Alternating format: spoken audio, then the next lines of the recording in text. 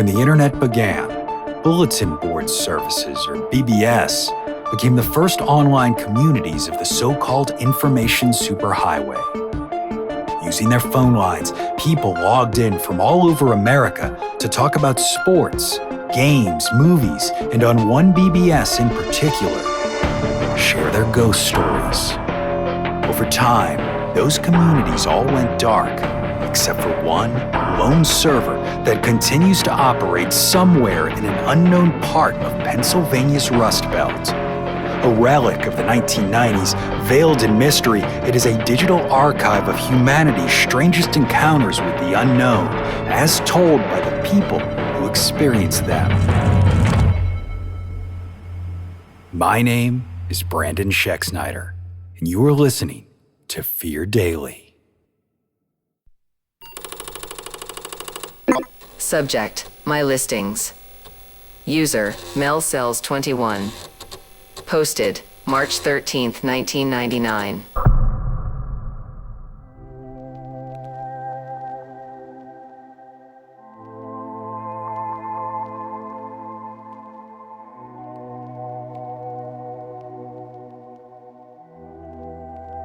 By the time I realized something was wrong with the house on Willowcrest Lane, the damage was already done. Not physical damage, those came later, but the kind that gets inside the skull. The kind that rots your sense of what's solid and what's imagined. I'd always been proud of my composure as a real estate agent, the easy confidence I projected when walking clients through rooms that smelled faintly of mildew and old carpet cleaner. I'd raised 2 girls alone doing this job, and I'd learned how to smooth my face into something calm even when a place felt off. But nothing in those years prepared me for the way the Willowcrest house behaved. It started with the smallest shift, the sort of thing most people would chalk up to stress. I'd been hosting an open house that morning, a sunny Saturday with good turnout, families milling around, coffees brewing in the kitchen. I remember closing the door to the master bedroom so I could wipe a smudge off the mirror. When I opened it again, the bed had moved. Not by much, mind you, just a foot or 2 to the left, like someone had nudged it while I wasn't looking. The throw pillows were rearranged too, forming a shape I didn't remember making, a small thing barely worth noticing. I blamed myself and kept working. But the shift lodged itself in my mind like a splinter. Later that day, I closed the hall closet to answer a couple's question about taxes. But when I opened it again, the coats inside were different colors, brighter, newer, and none of them belonged to the homeowners. I blinked, convinced I'd mistaken it, and just moved on. These things happen, I told myself. Memories smear sometimes. Nerves can play tricks. The next showing ended any chance of believing that. I'd arrived early to tidy the place. As usual, I started by checking each room, organizing scattered brochures and turning lights on. In the back bedroom, I noticed the window was shut, even though I remembered leaving it cracked the day before. I crossed the room to unlatch it, but something about the wall caught my attention. The wallpaper, the faded floral print, wasn't the same design. The flowers had changed from roses to lilies. The color had deepened, as if the pattern had grown bolder overnight. I stood there, staring, until a prickling heat crawled up my spine. Houses don't change themselves. Wallpaper doesn't replace itself. I backed out of the room slowly, refusing to touch anything more. I needed air, space, something steady under my feet. Instead, the house closed in tighter. Clients arrived, a young couple expecting their first child. I tried leading them through a tour like normal, but each room felt subtly wrong. The living room window looked taller than before. The hallway felt 2 steps longer. The kitchen cabinets, which had been oak, now had a pale, ashy tint, like they'd been sanded down in the night. I kept losing track of my words. The clients watched me too closely. My hands shook as I gestured. Sweat gathered between my shoulder blades. I could hear my own breathing too loud. I avoided closing any doors, but during the upstairs portion of the tour, the husband noticed the walk-in closet and encouraged me to open it. I did it before thinking. Twisting the knob, swinging the door inward, and the closet, it wasn't a closet. A staircase now descended into darkness where neatly hung shirts had been, a narrow set of steps steep enough to feel dangerous, leading down to a place the blueprint never showed. The air that rose from the opening was cold and damp, like the breath from a cellar after decades of being sealed. My stomach clenched. I shut the door hard, pretending nothing had happened, and when I opened it again moments later, my heart thudding in my throat, the original closet had returned. Shirts, a vacuum cleaner, a few storage bins. The couple exchanged a glance. I laughed too loudly, the sound scraping out of my throat. The rest of the tour collapsed into awkwardness. My sentences fell apart before they reached my lips. When they left, they shook my hand with the pity people reserve for someone unraveling. I expected the house to settle once I was alone, but it seemed emboldened. When I crossed into the kitchen, the entire room changed before my eyes. Not quickly, not all at once, but slyly, with small adjustments that compounded toward madness. The refrigerator handle switched sides, and then the stove knobs switched positions. The tile grout darkened, the ceiling light fixture hung lower, swaying gently despite the still air. My sense of balance tilted. The floor seemed to pitch like the deck of a ship. For a moment, I believed the whole house breathed, expanding and contracting around me. I fled outside. I sat in my car with the engine off, gripping the steering wheel until my knuckles whitened. No amount of rational thought could smother what I had seen. The world behind each door was no longer stable. The house wasn't simply old or drafty. It wasn't settling.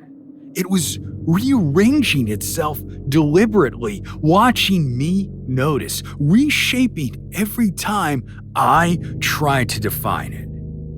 But I went back in anyway.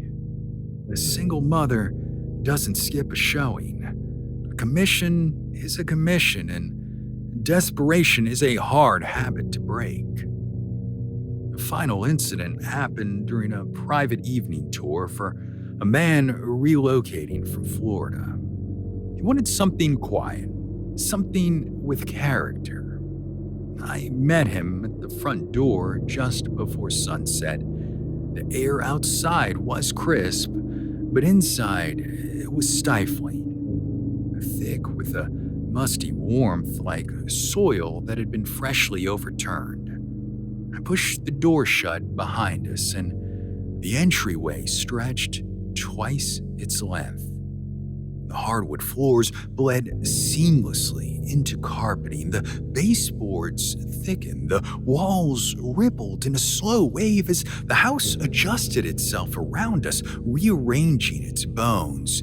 My client didn't notice. He walked deeper inside, admiring what he thought was a charming old property. oblivious to the transformation occurring around his ankles. I followed him in a daze. Every breath tasted like insulation and dust. My throat tightened. I fought the urge to run. Running would make me look unhinged, but each time he opened a door, something behind it changed as soon as it swung shut again. A bathroom sink became a clawfoot tub. A linen closet became a narrow hallway. The laundry room vanished entirely. I began to lose the thread of where we were. The layout twisted, doubling back on itself. Rooms appeared where empty walls had been. The man commented cheerfully on how unique the floor plan felt. I couldn't respond. My mind was unraveling thread by thread. When he reached the door to the basement, I nearly grabbed his wrist. I didn't, though. I bit my tongue, stepped back, and let him open it. This time, I didn't look away. The space beyond was no longer a basement. It wasn't even a room.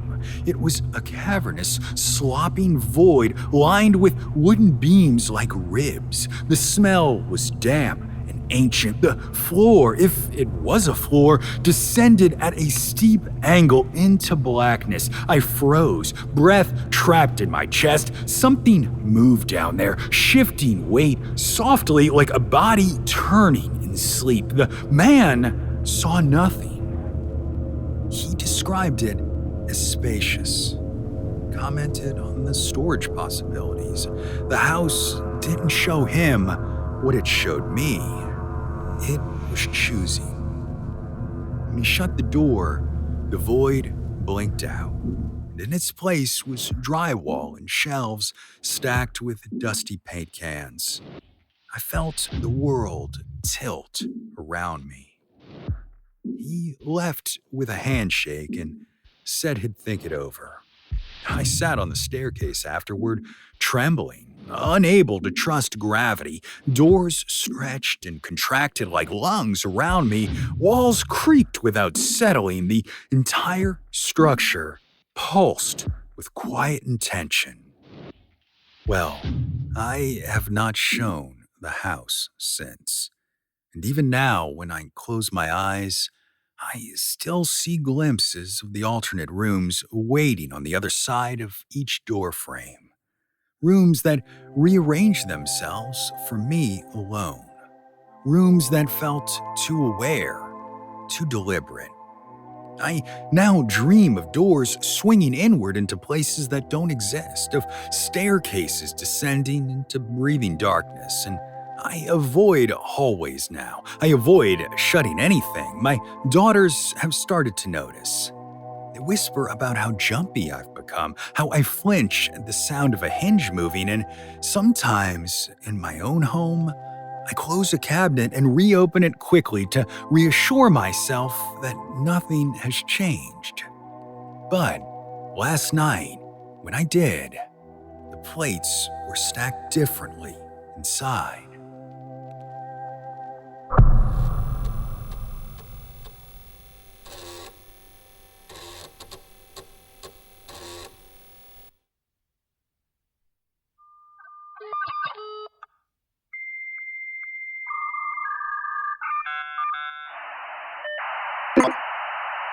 Subject: My father's claim. User: Tooth Fang Claw. Posted October 23, 1998. I grew up in the kind of poverty folks pretend only happened in other countries. One street over from the mill, where the air always smelled like wet cardboard and sulfur. Our shotgun house leaned so hard to the left that coins rolled on their own if you dropped them. My mother spent most days on the couch under a cigarette-burned blanket, drifting in and out with the TV turned up loud enough to rattle the windows. When the pills or the pipe got her good, she'd start muttering at shadows in the corner like they were old neighbors stopping by. As a kid, I thought it was ghosts. Later, I realized it was just whatever she'd smoked. By the time I hit 16, I moved through school like a ghost myself. Quiet, forgettable. The kid teachers couldn't place even if I'd been in their homeroom.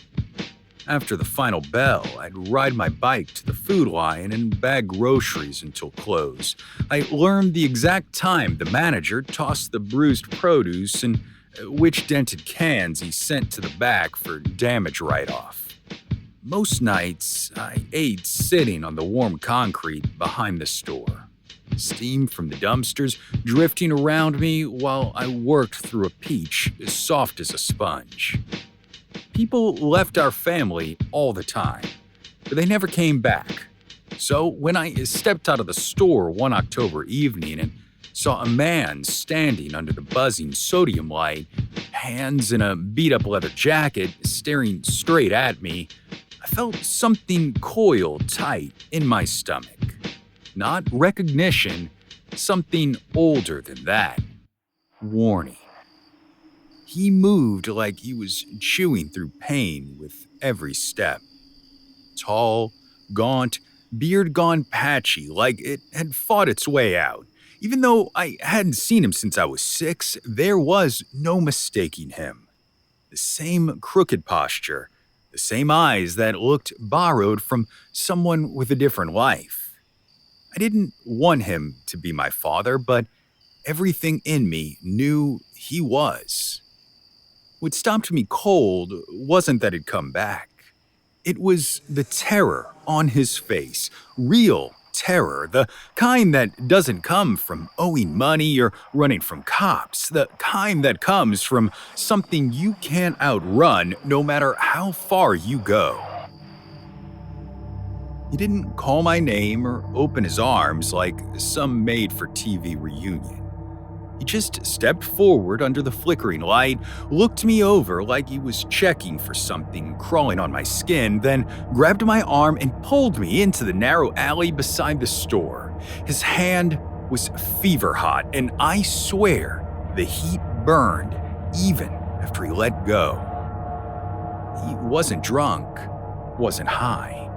He was shaking too hard for either. He reached into his jacket and pulled out something wrapped in a greasy rag. When he unfolded it, my breath caught. A tooth, but not from anything I'd ever seen. Too long, too curved, stained a dark reddish black in the cracks. It looked older than anything a person should be carrying around, like something dug out of a riverbed after a flood. When the wind hit, the metal siding on the dumpster groaned like something leaned against it. He didn't give me some rambling story or apology. Didn't try to explain the years he was gone. He just pushed the tooth into my palm with a force that made my knees buckle. And the moment it touched my skin, a jolt shot up my arm, sharp enough to blur my vision at the edges. The air around us turned instantly cold, the kind of cold that settles in the bones first. I tried to drop the tooth, I swear, but my hand wouldn't open. My father spoke in fragments, breath hitching between each word. Something about our bloodline, men in our family who didn't stay dead right. Debts carried forward from sons to sons, something ancient that followed the shepherds the way a dog follows a scent. I caught pieces. Marked, unfinished, hungry, but the rest slid away from me, drowned out by the pounding in my hand. Before I could ask anything, a sound scraped out from the far end of the alley. Not footsteps, something sharper, talons or claws dragging across concrete. My father's face went white. He shoved me hard toward the parking lot. I stumbled, hit the asphalt, and by the time I looked up, he was turning to face the dark behind us like a man already convinced he wasn't getting out. The light above us flickered, buzzed, then snapped off. Darkness swallowed everything in a single breath. In it, I heard a wet dragging noise and something heavy shifting on all fours. Then a crack, loud, final, like a branch snapping under too much weight. And when the light flicked back on, the alley was empty. My father was gone, and so was the tooth. Only a dark smear remained, starting where he'd stood and dragging toward the storm drain like he'd been pulled there by something that didn't care who saw. I stared at that grate for a long time, the October air burning my lungs. My palm throbbed, and when I finally looked down, the imprint of the tooth was faintly burned into my skin, pulsing like it had a heartbeat of its own. I biked home with my legs shaking so hard I could barely keep the tires straight. Mom didn't notice me come in. She was in the corner whispering at nothing, only this time her voice had a different edge to it, like she recognized whatever had come back with me. I wedged my bedroom door shut with my desk chair and sat awake until dawn. My hand still twitched and the imprint still pulsed.